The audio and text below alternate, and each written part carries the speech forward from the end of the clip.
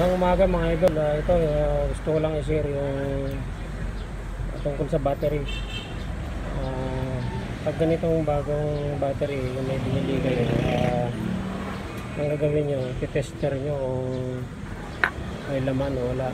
Kasi pag walang laman yun, sabihin sira. Walang dahilan kung siyempre sa manufacturer yan muna bago nirelease yan. So turuan ko kayo paano tester. So ito yung tester ko.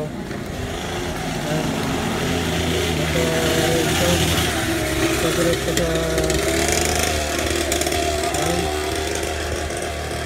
sa DC.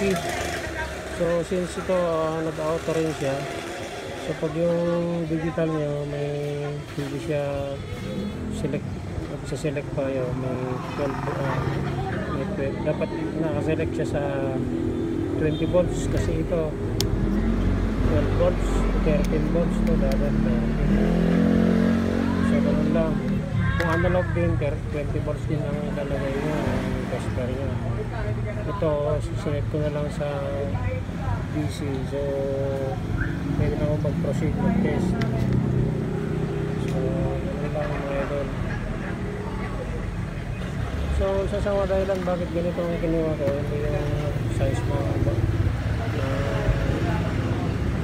kasi yung original talaga na size niya yung motorcycle ko yung 6 amperes, ito 4 lang.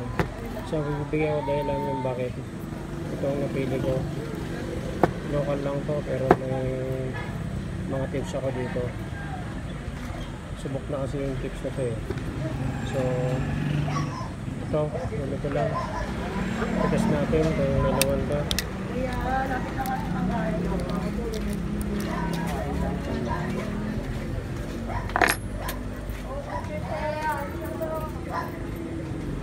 Oo, may bariyata ko dito. Saan ba kaya? Wala bang COVID dyan? Sige. Okay, nangin yung tulog. Pagkain daw. So ito na. Putasan ko na itong dalawang terminal ng battery.